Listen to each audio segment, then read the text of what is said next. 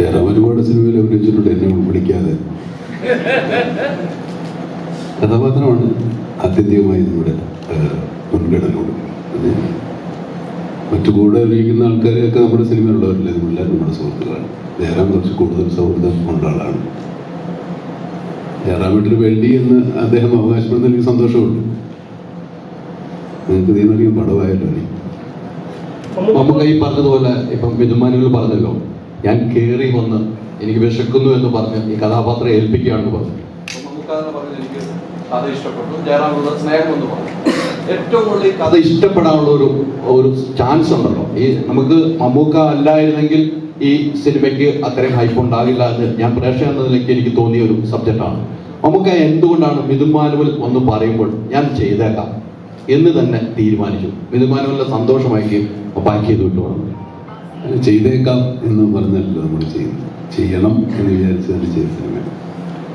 അങ്ങനെ തന്നെ എല്ലാ സിനിമയും ചെയ്യേണ്ടത്. ചില സമയത്തൊക്കെ നമ്മുടെ തീരുമാനങ്ങൾ ശരിയാകാറില്ലെന്നേ ഉള്ളൂ. സിനിമയുടെ കഥാപാത്രം തന്നെയാണ്. ആദ്യം ഇതിൻ്റെ ഒരു ഔട്ട്ലൈൻ പറഞ്ഞപ്പോൾ ഞാൻ ചോദിച്ചു, ഈ കഥാപാത്രം ഞാൻ അഭിനയിച്ചാൽ എങ്ങനെ ഇരിക്കുമെന്നൊക്കെ താങ്കൂലെന്ന് പറഞ്ഞു. കുറേ കഴിഞ്ഞപ്പോഴാണ് ഇതിൻ്റെ തീരുമാനമായത്. അല്ലേ? അങ്ങനെയല്ലേ?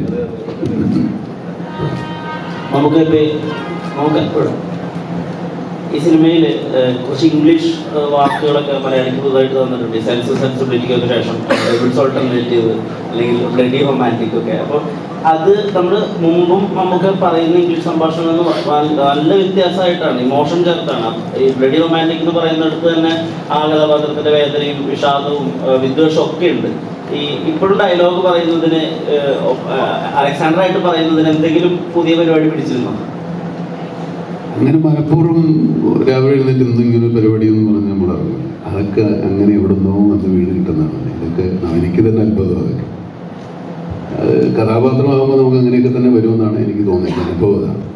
അത് പുതിയ വാക്കുകൾ തന്നെയാണ്, ബ്ലഡി റൊമാൻറ്റിക്കും ഈ ഡബിൾസ് ഓൾട്ടർനേറ്റീവും ഒക്കെ. പക്ഷെ അത് നമുക്കിങ്ങനെ പറയാൻ ചില സമയത്തൊക്കെ രസം തോന്നുന്ന ഒരുപാട് വാക്കുകൾ നമുക്ക് കിട്ടും. അപ്പോൾ അതിങ്ങനെ ആസ്വദിച്ച് പറയുന്നത്, രണ്ടും ശരിക്കും ആസ്വദിച്ച് പറയുന്നതാണ്. അതായിരിക്കും നിങ്ങൾക്ക് അത് അനുഭവപ്പെട്ടത്. അടുത്ത സിനിമയിലൂടെയാണ് നിങ്ങളുടെ ഒരു കോമ്പിനേഷൻ ആരംഭിക്കുന്നത്. ഇന്നലെ പുറത്തുവിട്ടുണ്ടായിരുന്ന മമ്മൂക്കയോട് നന്ദി പറയുന്ന വീഡിയോയിൽ നിങ്ങളുടെ ബന്ധത്തിന് സഹോദരങ്ങളെന്നൂടെ അർത്ഥമുണ്ട് എന്നുള്ള രീതിയിലാണ് എനിക്ക് മനസ്സിലാവാൻ സാധിച്ചത്. അപ്പോൾ പിന്നെയും അദ്ദേഹമായിട്ട് ചേരുമ്പോൾ ഒരു വിജയചിത്രം എന്നുള്ളതിൻ്റെ അപ്പുറത്തേക്ക് എപ്പോഴും പറയാറുണ്ടല്ലോ, ഞാൻ എല്ലാ കാര്യങ്ങളും പഠിച്ചത് മമ്മൂക്ക മോഹൻലാൽ എന്ന രണ്ട് വലിയ നടന്മാരുടെ ഇടയിൽ നിന്നാണ്. ഓസ്ട്രേലിയയിലും അങ്ങനെ പുതിയ പഠനങ്ങളുണ്ടായിരുന്നു. ഇല്ല, അതിന് ഞാൻ മമ്മൂക്ക എനിക്ക് വേണ്ടി വന്ന് ചെയ്തതിന് നന്ദി എന്ന് ഞാൻ പറഞ്ഞതിൽ ഞാൻ എന്താ കാരണം എന്ന് പറയാം. കാരണം മിഥുൻ എൻ്റെ അടുത്ത് വന്ന് ആ കഥാപാത്രം മമ്മൂക്ക ചെയ്യാൻ സമ്മതിച്ചു എന്ന് പറഞ്ഞപ്പോൾ എനിക്ക് സത്യം പറഞ്ഞ് വിശ്വസിക്കാൻ പറ്റില്ല. ഞാൻ പറഞ്ഞ സത്യമാണോ? പിന്നെ എനിക്കതിനോട് ഉൾക്കൊള്ളാൻ പറ്റിയില്ല. കാരണം സമ്മതിച്ചത് അതിന് എനിക്ക് മനസ്സിൽ തോന്നിയ ഒരുപാട് കാരണങ്ങളുണ്ട്. ഞാൻ മിഥുൻ്റെ അടുത്ത് തന്നെ പറയും, ടൈറ്റിൽ ക്യാരക്ടർ എബ്രഹാം മോസ്റ്റർ എന്ന് പറഞ്ഞ് ഞാനാണ് ചെയ്യുന്നത്. അതിൽ മമ്മൂക്ക വന്ന് ചെയ്യാമെന്ന് പറഞ്ഞൊരു മനസ്സ് കാണിക്കുന്നില്ലേ? അതിലപ്പുറം കസേര ഇട്ടിരുന്ന് ഞാൻ ക്വസ്റ്റ്യൻ ചെയ്യുന്നു, എന്താ പേര് മറ്റേത്, അതിന് പറയുന്നില്ല, കഥയിലേക്ക് പോകുന്നില്ല. അപ്പോൾ അതിന് ഇത് ചെയ്യുന്നു, അല്ലെങ്കിൽ മറ്റെല്ലാ കാര്യങ്ങൾക്കും അങ്ങനെ അത് സമ്മതിച്ചത് എനിക്ക് വേണ്ടി തന്നെയാണ്. എനിക്ക് വേണ്ടി തന്നെ. പിന്നെന്താ ചോദിച്ചു പറഞ്ഞു പുതിയതായിട്ട് അത് പിന്നെ ഓരോന്നും പറഞ്ഞു തരുമല്ലോ. ചില വാക്കുകളും ഇതും എല്ലാം തുടക്കത്തില് എനിക്ക് കറക്റ്റ് ചെയ്ത് തന്നു കൃഷ്ണ. എനിക്ക് പറയാം, ഇതിനകത്തൊരു പേര് വിളിക്കുന്നുണ്ട്, കൃഷ്ണദാസ്. ജയറാമേട്ടൻ കൃഷ്ണദാസ് വിളിച്ചിട്ടുണ്ട്. നമുക്ക് ഇത് കേൾക്കുമ്പോൾ അവന്റെ കൃഷ്ണദാസ് ആണ് വിളിക്കുന്നത്. പോലീസുകാരല്ലേ കൃഷ്ണ ഗുരുവായൂരപ്പ എന്ന് വിളിക്കുമ്പോൾ കൃ കറക്റ്റ് വരും. ക്ലിയർ വേണ്ട. കൃഷ്ണദാസ് വിളിക്കുമ്പോൾ കൃ വരില്ല. അതാണ് പറയാൻ വന്നത്. ഓരോ കാര്യങ്ങളും പറഞ്ഞു കൊടുക്കുമെന്ന് പറഞ്ഞതിന്റെ കാര്യം. ഇപ്പം കാതിൽ കണ്ടിറങ്ങിയ പ്രേക്ഷകർ ഒന്നടക്കം പറഞ്ഞ സംഗതി, ഇന്ത്യയിലെ ഒരു സൂപ്പർ സ്റ്റാറും ഈ ചിത്രം ചെയ്യില്ല എന്ന് പറഞ്ഞു. സ്പോയിലറിനായി തന്നെയാണെങ്കിൽ സ്പോയിലർ ഉള്ളതുകൊണ്ട് അതിനെ കുറിച്ച് മെൻഷൻ ചെയ്യുന്നില്ല.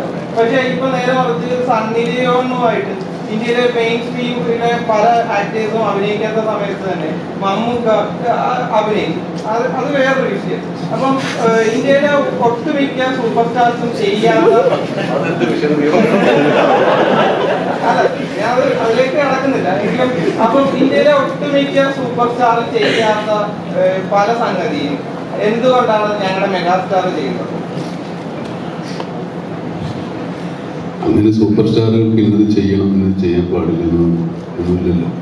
ഓരോരുത്തർക്ക് അവരവരും താല്പര്യം. ഞാനീ മെഗാസ്റ്റാറാണെന്ന് പറഞ്ഞ് നടക്കുന്ന ഒരാളുമല്ല. എനിക്ക് ഇപ്പോഴും കഥാപാത്രങ്ങളോടുള്ള ആർത്തി അവസാനിച്ചിട്ടില്ല.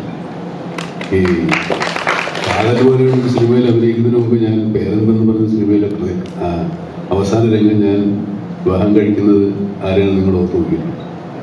അപ്പം അതും ഇതിനു മുമ്പും അങ്ങനെയാണ്, ഇതിനു മുമ്പത്തെ കഥാപാത്രങ്ങളും അങ്ങനെയാണ്.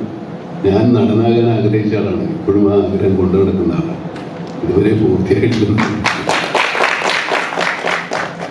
എൻ്റെ ജയറാമിനുമായിട്ടുള്ള വ്യക്തിബന്ധം എന്ന് പറയുന്നത്, ജയറാം സിനിമ നടന്നാകുന്നതിന് മുമ്പ് എൻ്റെ വീട്ടിൽ സുഹൃത്തിൻ്റെ വീട്ടിൽ താമസിച്ച് രാവിലെ എന്നൊക്കെ വന്നുകൊണ്ട് ഫോട്ടോ എടുത്തോളാം എളുപ്പം കാലത്ത്. അതുപോലെ ഇപ്പോൾ ജയറാമിനോട് അന്ന് പോലെ നമുക്കറിയാവുന്നതാണ്. അറിയാം സിനിമയിൽ വന്നതിനൊക്കെ വളരെ സന്തോഷം ഉണ്ടായിരുന്നു. അന്നൊക്കെ പിന്നെന്താ എനിക്കിപ്പോഴും അറിയില്ല. ഞാൻ ഇന്നലെയൊക്കെ വിജയുടെ കൂടെയുള്ള ഷൂട്ടിംഗ് നടക്കുകയായിരുന്നു മദ്രാസ്. അപ്പോൾ പടം ഇറങ്ങിയെന്ന് പറയുമ്പോൾ വിജയ് ഓടി വന്നെടുത്ത് ചോദിച്ചാൽ ഇതിൽ മമ്മൂട്ടി സർക്കാർ അപ്പടിയാ, അങ്ങനെയാണ് എനിക്ക് ഇമ്മീഡിയറ്റ് സിനിമ ആണ് എന്താ മൂവി ചെയ്തിട്ടുള്ളതെന്ന് കാണാൻ വേണ്ടിയിട്ട്. അത് ഇത്ര ഡിഫറെൻ്റ് ആയിട്ട് ഓരോ പടങ്ങളും സെലക്ട് ചെയ്തു. അദ്ദേഹം എന്തെങ്കിലും കാരണമുണ്ടാവും ആ ക്യാരക്ടർ എന്താണെന്ന് എനിക്ക് അറിയണമെന്ന് പറഞ്ഞിട്ട് പുള്ളി പടം കാണാനായിട്ട് ഞാൻ ഏർപ്പാടാക്കിയിട്ടുണ്ട്.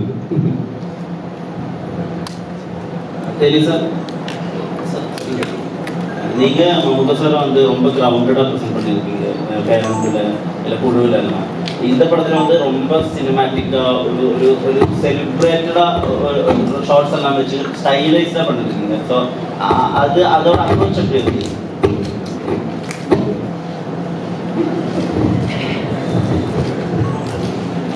சொல்லுங்க. பேரண்ட்லேயும் குழுவிலும் வந்து ரொம்ப கிரவுண்டடா ப்ரெசென்ட் பண்ணிருக்கு. ஓஸ்ட்ரேலியா வந்து ஒரு ஒரு ஸ்டாரா வந்து ப்ரெசென்ட் பண்ற மாதிரியும் ஒரு செலிப்ரேஷன் இருக்கு. அந்த கூஸ்பம்ஸ் இருக்கு, ஒரு அட்ரினாலின் அந்த அந்த அந்த செட்டோட டைமை அந்த மொமெண்ட் எப்படி ரிகலெக்ட் பண்ணுவீங்க? அது ஸ்கிரிப்ட் டிமாண்ட் பண்ணுறதா. அது அந்த ஸ்கிரிப்டில் அந்த டிமாண்ட் இருக்குது. சாருடைய கேரக்டரைசேஷன் அந்த மாதிரி இருக்குது. ஸோ அதான் எக்ஸ்ப்ளோர் பண்ணுறது தான். அண்ட் இன்ஃபேக்ட் நீங்கள் பேருந்து பார்த்தீங்கன்னா சாரோட கேரக்டரைசேஷன் தான் போகிறோம். அது எல்லாமே ஸ்கிரிப்டில் கேரக்டரைசேஷன் டிமாண்ட் பண்ணுற விஷயங்கள் தான் அப்படி பண்ணுறது. அண்ட் இன்ஃபேக்ட் நண்பகல் நேரத்து மயக்கம் சாரோட பார்த்தீங்கன்னா கம்ப்ளீட்லி வேறு ஒரு பெர்ஸ்பெக்டிவ் இருப்பாங்க சார்.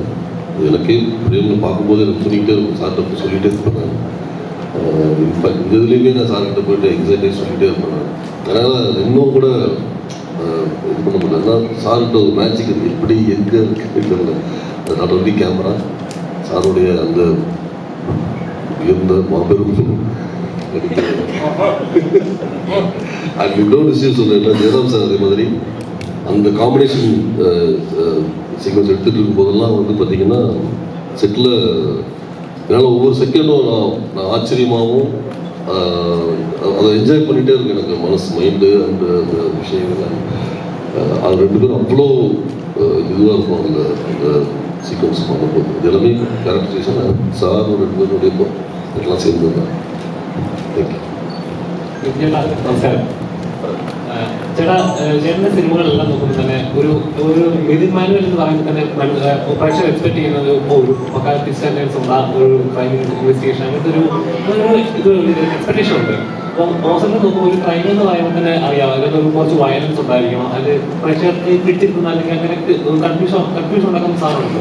പക്ഷേ ഓസറിൽ നോക്കുമ്പോൾ അങ്ങനെ ഒരു വയലൻസ് ഇല്ല, വേറൊരു പാറ്റേൺ ആണ് പിടിച്ചിരിക്കുന്നത്. എന്താണ് അങ്ങനെ ഒരു പിടിക്കാൻ കാരണം? എന്താണ് ഒരു ഇൻവെസ്റ്റിഗേഷൻ മോഡലിൽ ക്രൈം ചെയ്യുന്ന അങ്ങനെ വേറൊരു ട്രാക്ക് നോക്കാൻ കാരണം എന്താണ്? ഇത് ഡോക്ടർ വന്ന് പറയുമ്പോൾ തന്നെ ഇതൊരു ഇമോഷണൽ കഥയാണ് ഇതിൻ്റെ മൊത്തത്തിലുള്ളൊരു സെറ്റപ്പ്. അപ്പോൾ അഞ്ചാം പാതിരയിൽ നിന്നും മാറി നിൽക്കുന്നു എന്നൊരു കാരണം കൊണ്ട് തന്നെയാണ് ഞാൻ ഈ സ്ക്രിപ്റ്റ് ചൂസ് ചെയ്തത്. വേറൊരു തരത്തിൽ ക്രിയേറ്റ് ചെയ്യാം. അപ്പോൾ ട്രെയിലർ വിട്ടപ്പോൾ ഞാൻ അതിനകത്ത് വലിയൊരു കാർഡ് വെച്ചിരുന്നു, ആൻ ഇമോഷണൽ ക്രൈം ഡ്രാമ എന്ന്. അത് മാത്രം ആരും കണ്ടില്ല. ഞാൻ അതിനുശേഷം എല്ലാ പോസ്റ്റിലും ഞാൻ പറയുന്നുണ്ട് ചെല്ലുമ്പോൾ ഇമോഷണൽ അഞ്ചാം പാതിര, അത് നമ്മളെല്ലാവരും കൂടെ പറയുന്നുണ്ട്. അപ്പോൾ ഒരിക്കൽ കൂടി ഞാനത് ആവർത്തിക്കുകയാണ്, ഇതൊരു ഇമോഷണൽ ക്രൈം ഡ്രാമ. ഭൂതകാലം വേട്ടയാടുന്ന ഒരു ഇൻവെസ്റ്റിഗേറ്റർ, ഭൂതകാലം ദുരന്തമായി മാറിയ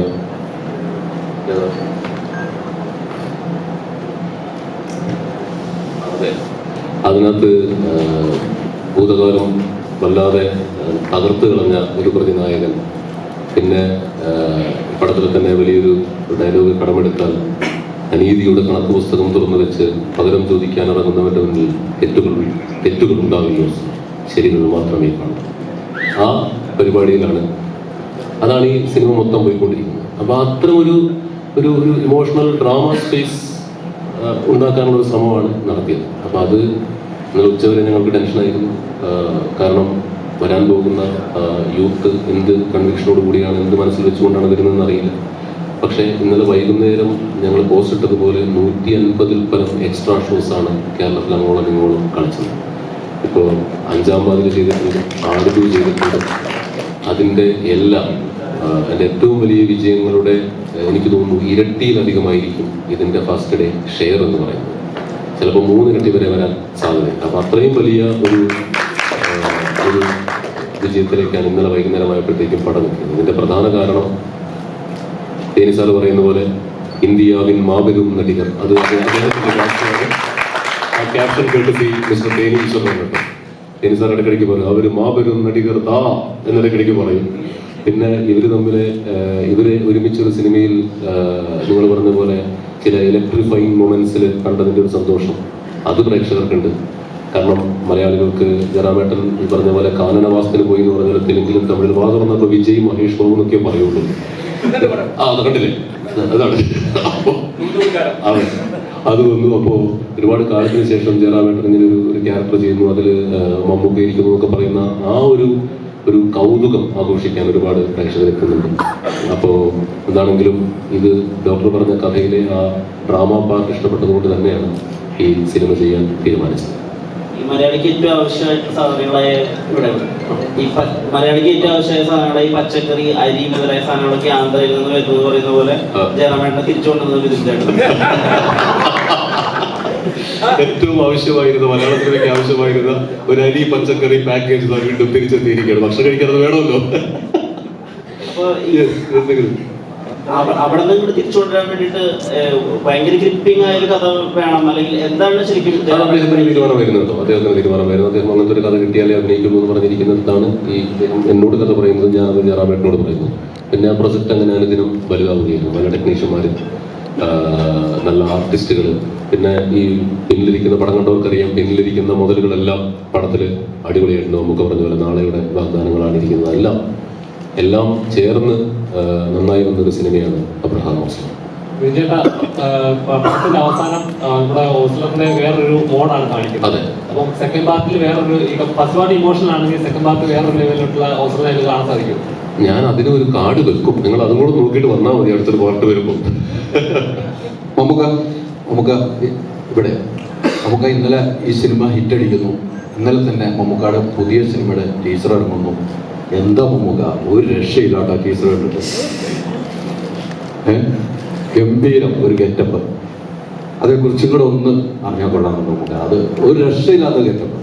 ഫസ്റ്റൊക്കെ ഇറങ്ങിയപ്പോൾ ഇന്നലെ കണ്ടപ്പോഴും അതുപോലെ പറയാം, നമ്മൾ ഒത്തിരി പ്രതീക്ഷിക്കുന്ന അതൊക്കെ എനിക്ക് പേടി. പ്രതീക്ഷിക്കും തീരില്ലേ, നമുക്കത് സമയമുണ്ട് അതിനെപ്പറ്റി പറയാം. തീർച്ചയായിട്ടും ജയറാമേട്ടൻ ഈ പറഞ്ഞതുപോലെ നിങ്ങൾ നേരത്തെ പറഞ്ഞൊരു കാര്യം കൂടെ ചോദിക്കുകയാണ്. മമ്മൂക്ക പറഞ്ഞു, വീണ്ടും ജയറാമേട്ടൻ ഉറപ്പിച്ചൊരു, ഞാനുള്ളത് കൊണ്ട് തന്നെയാണ് മമ്മൂക്ക എന്ന് അഭിനയിച്ചത്.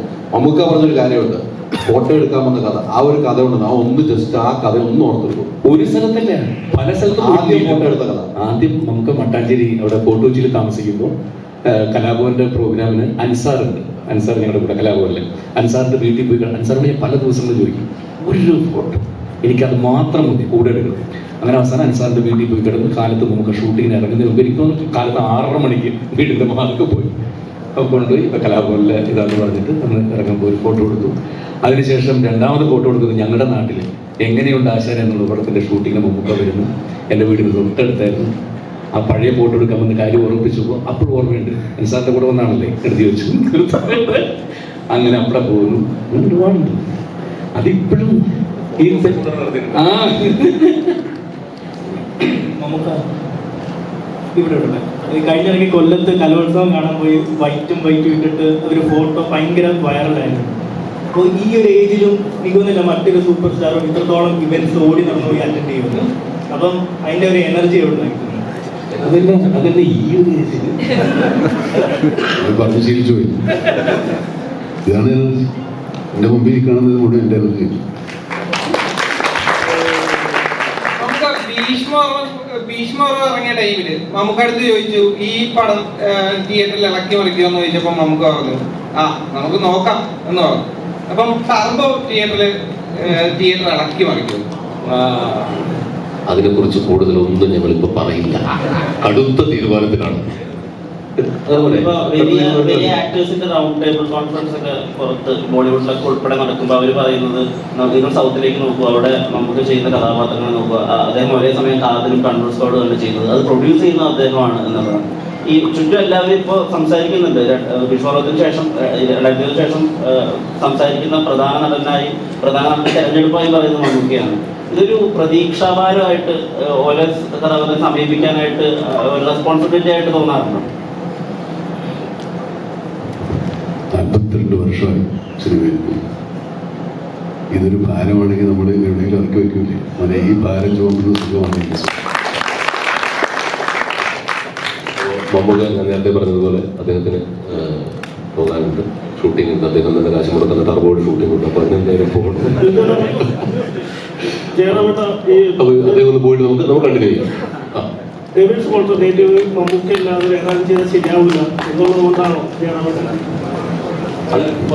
അല്ല, അതുകൊണ്ടല്ല. ആ ഒരു ക്യാരക്ടർ ഒരു വലിയ ഒരു ഇമേജുള്ള ഒരു ആക്ടർ തന്നെ വരണം. അപ്പോൾ അതിന് മമ്മൂക്കാടത്തൊക്കെ ചോദിച്ചാൽ നടക്കുമെന്നുള്ള അറിയില്ലായിരുന്നു. പക്ഷെ ചോദിച്ചപ്പോൾ അദ്ദേഹം സമ്മതിച്ചു. അദ്ദേഹം ആ മനസ്സിൻ്റെ ഞാൻ പറഞ്ഞു. അപ്പോൾ എന്തുകൊണ്ടായിരിക്കും സംഭവിച്ചത് ഇതിൽ പല പ്രാവശ്യം ചോദിച്ചു പറഞ്ഞു. ഇതെനിക്ക് വേണ്ടി തന്നെയാണ്. അപ്പോൾ നമുക്ക് തുടരാം. അദ്ദേഹം ഒന്ന് പോയതിനു ശേഷം